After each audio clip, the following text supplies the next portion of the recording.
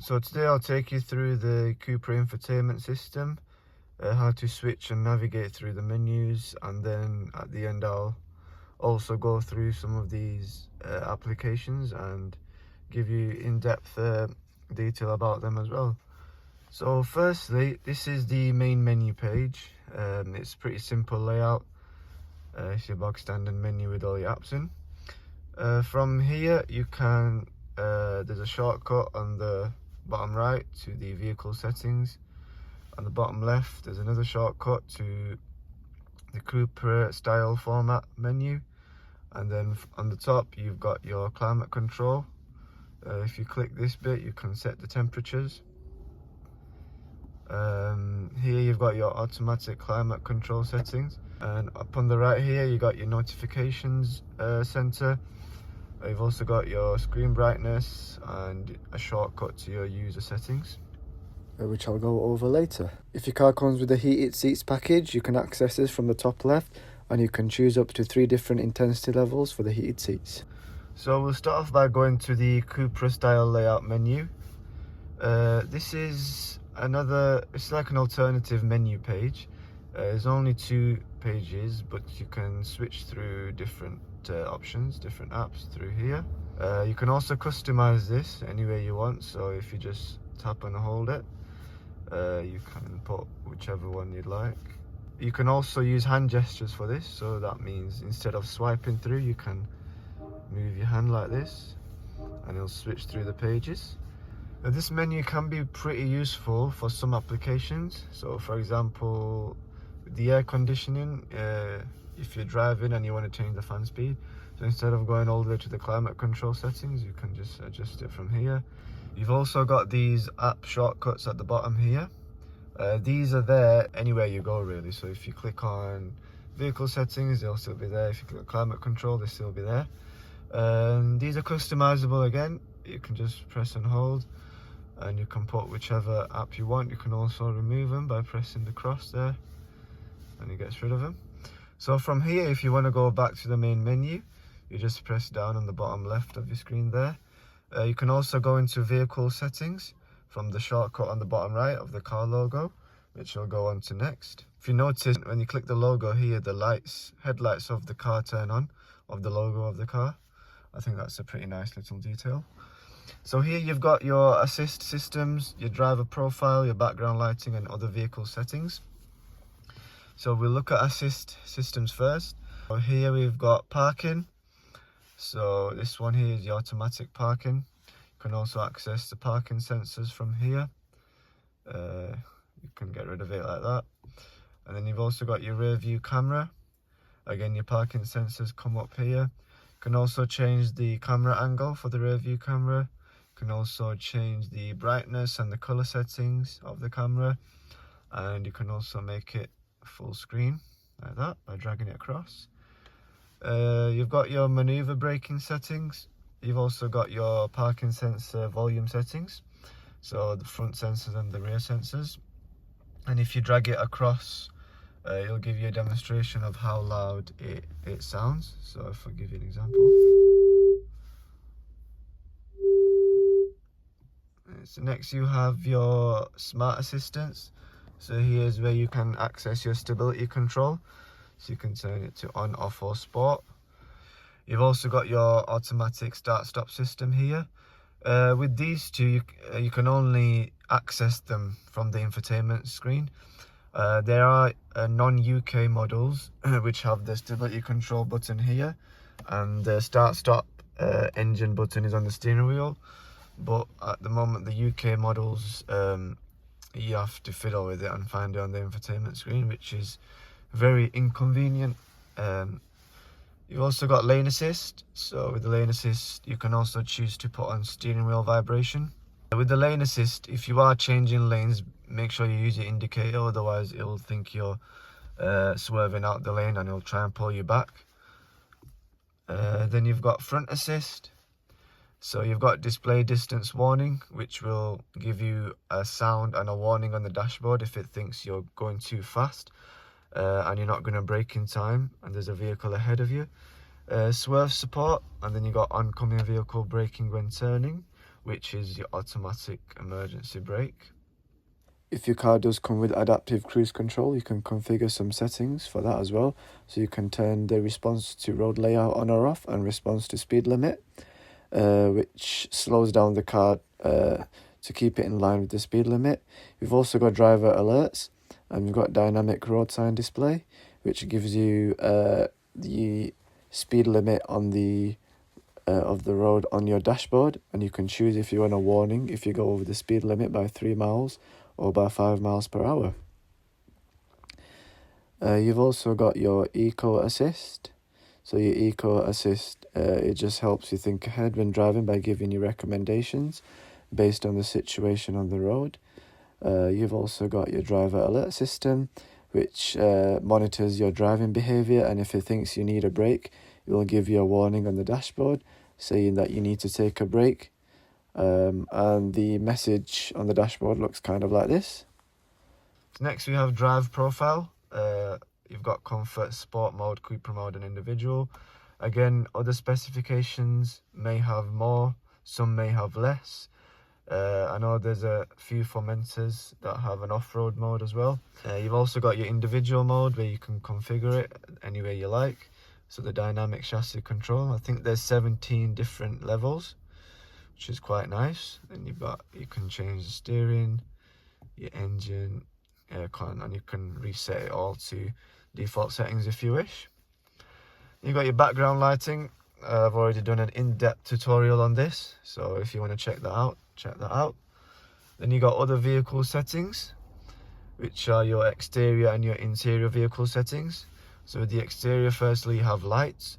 So you've got your switch on time, your automatic headlights in rain. Then you got your convenience turn signal, which is if you tap the indicator like that, it will just flash 3 times, which is pretty handy sometimes, especially on motorways. Then you got your comfort lighting, which is your exit and entry lighting. So with the exit lighting is when you turn the car off at night, and then the lights stay on for a certain amount of time, which you can choose. Same with the entry lighting. When you turn it on, the lights turn on for however long you like. You got mirrors. You got synchronized adjustment, lowering the mirrors in reverse gear and folding in when locking. You've also got central locking.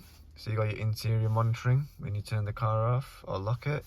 Then you got your keyless access, which is your keyless entry. I have it off because it reduces the chance of your car getting stolen. Then you got tire pressures, which you can set. And then you've got winter tires, which I've not really used. I don't really know much about it. If you do have any clue what that is, what that does, please let me know. You got windows and wipers. So you got your convenience opening. You can do it for all. You can do it for driver, or you can turn it off. You've got your wipers. So automatic wipe in rain, rear window wiping in reverse gear, and then your wipers in service position, which puts the wipers up and keeps them there. Then when you can take them off just like that. And interior settings is just the infotainment. You can reset your driving data, your trip recorder, and change your brightness. And then you've got another tutorial on the infotainment screen. Right, so from here, if you want to go back to the main menu, you press on this and then you press on it again. It takes you to the main menu. Right, so now we're going to look at climate control. So you can access the climate control by either clicking on the shortcut up there or by going to air conditioning here. It's really good that this shortcut is basically everywhere. Like anywhere you go, it'll be up there. So that's pretty good. So obviously turning it on or off is pretty simple. You can choose where you want your airflow to go by just pressing on these arrows. Change the fan speed from here, pretty straightforward. You got your heated steering wheel, which will give you a notification on the dash when it's on or what level it's on, with the arrows on the top of the wheel. If I put it to level 1, there'll be 1 arrow on the top. Then you got your rear windscreen, you got your AC as well, and then you've got max. So what that does is it sends all the airflow through here to the windscreen, and that's for like when you've got your windscreen has fully steamed up and you need it clearing out. So I'll just demonstrate it. There you go. You can see it changed everything and sent all the airflow there, and it put the fan speed to the max level. And when it's done, you turn it off. It will just change it back to the settings you had before. Then you got the rear air conditioning, which you can access through the back here. You can change it from there if you've got passengers there. But if you've got kids at the back and you don't want them messing about with it, you can lock it and then control it yourself from here. And you've got iClimate, which are shortcuts, so pretty handy, especially with the defog the windows. Then you got Air Care Climber, which is good for those who have dust allergies or hay fever. So if you activate this function, fine dust and pollen will be filtered out of the air inside the vehicle. And then you got your other aircon settings. This is to do with the automatic climate control, which I've been through before. So you can have the intensity to be low, medium or high for that. That's pretty much everything done in terms of navigating the menu and the shortcuts. So now I'll run you through some of these applications. First, you got navigation. So if you want to search a destination, you press search and you press search again, and then you enter your address. You've also got little shortcuts at the bottom. For example, you can find the nearest petrol station. For that, let me show you again. You click the icon there, and then you click there, and then it should come up here. There we go, and then you can choose. If you want to look for a recent destination that you've been to, you click this clock icon there, and then you can also set your work and home address so that you don't have to keep typing it. If you're messing with the map and you want to return back to the center, you press this icon here and it will take you back to the center. There's also different dimensions of the map you can use. So the first one is this kind of view. Second one is like a view from the top, I guess, like a bird's eye view. And the third one is pretty much another bird's eye view, but from the center. And then you're back to the first one there. These three lines here, you can change the display to be night mode, day mode, or automatic. You can also change the volume of the navigation announcements, and again, if you scroll it through, it'll give you a demonstration of how it sounds. Navigation announcement volume. And it'll turn the radio on as well for some reason. If you've got Bluetooth connected, you can also go into contacts, and then if your contacts have set their address on the contact card, it will give you their address. Then you got other navigation settings. So you got route guidance, and you got route options. You can avoid motorways, road tolls, ferries. You can also choose to avoid toll roads except in countries that you wish to have exceptions. And then you can have the option of including trailer, which I'll cover in a minute. You can avoid traffic congestion, fuel warning. So it'll give you a fuel warning at, I believe, when you've got 40-mile range left. It's either 40 or 35. Country information at border crossings, information signs on motorways and dual carriageways. You got road signs. So you got road signs show on map, which is quite handy. It will show you the speed limit of that road on the map. Then you got speed warning. You can put it as display, you can put it as display and sound, you can turn it off, and then you can have a warning. So if you go over the speed limit by 3 miles, it will give you a warning, or you can choose to have it if you go over by 5 miles. Back to the trailer. So if you can choose to have a maximum speed for trailers, so it could be really useful, this setting. Navigation announcements, you can turn them off entirely, or if you turn them on, you can have them as comprehensive announcements, brief announcements, notification sound only. You can turn them off. You can choose if you want them on or off during calls, or just play the sound, the notification sound, volume, and reduce infotainment volume for announcements. And then you've got basic functions, so learning the usage pattern of the user. I've never used it, so I can't tell you how accurate that would be. And then you can delete usage pattern. You've got demo mode, which will give you like a basic tutorial on the map, on navigation app.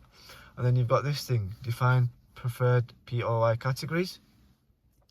So when I showed you before the shortcuts to your petrol station, etc., you can actually choose which shop you like. So for example, if I want to choose a bus stop, nearest bus stop, I turn that on, and then if you scroll to the top, you'll see it's on. And then you go back to the map, go on search, and then you'll see it's right there, and then you'll find your nearest bus stop. And you can customize that throughout the list and see what shops you'd like. It also has supermarkets and stuff, which is pretty handy. So the next app we'll look at is radio and media. So with your radio media, it's firstly you can choose between FM, AM, DAB or internet radio. You can also choose it from this little drop down menu, and then you just scroll up or down and then choose the radio you want.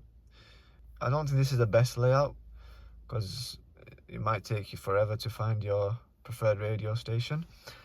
You can also drag this out and see which radio station you're on, and you can play it and turn it off like that.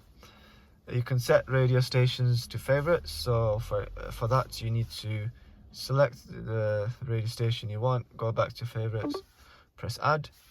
Then you can also remove them by pressing the pencil icon here. You can remove it one by one or press delete all. And then if your phone is connected from Bluetooth, you can access your music from there. And you've got settings. So with your radio settings, you've got arrow buttons, traffic program, additional DAB announcements, radio text, station logos, which I'm not too sure what that is. Automatically selects station logo. Station logo region, you've only got two options there, automatic or Great Britain. Show stations here, FM or DAB or AM. Switch to a similar station if the reception is poor. And then you've got audio quality, low or high. There's nothing more to add there, pretty simple. Next you've got driving data. So you can access your driving data since the start of your journey, long term or since the refuel. And if you want to reset this, you press this bit here where it says 0.0 and then it will just reset it. Vehicle settings, so you got your tire pressures again, and then you've got your service, which will tell you how long you got left for an oil change service and a proper service. Yeah, and that's driving data in a nutshell. Then we've been through the vehicle, which is the vehicle settings again, and we've been through the air conditioning, telephone and full link. So this is you can either connect your phone through Bluetooth or you can connect it through full link, which has CarPlay and Android. So the Apple CarPlay is wireless and wired. It's up to you. Android, I think unfortunately, is just wired. There's no wireless Android CarPlay here. Then you've got your sound settings. So you've got preset sound systems, Real Sound Club, X Bass or Talk Radio, or you can customize it manually and play around with the frequencies. If you want to reset that to default, you press that little icon there. Sound focus, so you can have your sound focus to driver or to all, or you can set it automatically. And then you got your balance fader. Again, you can choose where you want the sound to be played from, played through the back seat, the passenger seat, on the driver's seat. If you want it back to the center, just press center. Other settings, so you got touchscreen tone of the infotainment system. So what this is when you press anything on the infotainment screen, it'll make a sound like that. And you've got tone for other control, your hand gesture tone, which I showed you on the Cupra style layout menu. Then you've got volume of radio announcements and volume of the voice control. I don't really use the voice control much. It doesn't pick up everything you say. It's kind of annoying, but if you want to use Voice control volume. that's what he sounds like. You've got adjust volume according to speed, maximum switch on volume, reduce volume when parking or opening doors, maximum volume lock, navigation announcements, which we've already been through. You've got users next, so you can set primary users. You can put other users in your car if you wish, but they'll have to have a Cupra Connect account first from the app. Or you can put someone as a guest. You can add or remove users by pressing the pencil icon there. If you go on other settings, you can protect your account by changing your password and PIN, or you can, if you select this option here, protect account with S PIN. So what that does is whenever you turn the screen on, you will require your PIN in order to access the infotainment screen. You've got become a primary user, again changing your primary users. Assign vehicle key automatically, again delete active user. Privacy settings, so this is to do with your location and sharing your position. If you want your Cupra Connect app to track you and locate your car wherever it is, you need to have this on share my position. However, if you value privacy, you can also select maximum privacy, but then you won't be able to track your car. Then you have your other vehicle settings, so you have your screen. Again, you can change your brightness from here. We've already been through the touchscreen tone of the infotainment system. I think you should turn that off now. Been through that. Show clock in standby mode. So standby mode, you can access it by holding the standby button, and it'll go to this mode here. There's 4 different styles you can choose from. You can also access other settings down here. I don't really know if you can customize or change what you want here. I don't think you can. So you got your start and stop, and you got your driver profile. You can change, and you got your park assist, rear view camera and stuff. And just to turn the screen back on, just press that again, and it'll welcome you back. Proximity sensors, can turn that on or off. Hand gestures, again, hand gesture light and hand gesture tone. Been through that. Time and date, you can set it automatically. You can also set it manually. I don't know why you would choose manually. Time zone, and then time format, you can have it 12 or 24 hours. And same with the date, you can change the format out of these 3 options. Language, pretty straightforward. Choose what language you want. Additional keypad languages, again pretty straightforward. Units, you can change your miles, kilometers, degrees, Fahrenheit, Celsius to whichever one suits you best. Voice control, again we've been through. Voice control, start, end tone, speech dialogue, input and end tone, and wake word. I don't even know what wake word is. I think it's a certain word that you say to wake the voice control up or to activate it. Not too sure. Wi-Fi, you can use the infotainment system as a hotspot. I don't really know much about this, to be honest. I've not used Wi-Fi. Connected the Wi-Fi here. Same with data connection. Don't know much about this. If you know anything, please let me know. Mobile devices, so you can select mobile devices and connect them. You can connect them from Apple CarPlay by pressing this, or you can connect them by Bluetooth by pressing that telephone icon. And then you can also change the device name of the infotainment screen. Yeah, that's pretty much it for the mobile device settings. You can restore factory settings by doing this. System information, copyright and configuration wizard. It's just all your boring piece of information that you probably won't ever read or touch. Or yeah, that's pretty much that done. Then you've got help and legal notice. So legal notice is, again, pretty boring. You'll never go through it unless you really need to. It's all the policies that are there, legal policies and all that kind of stuff.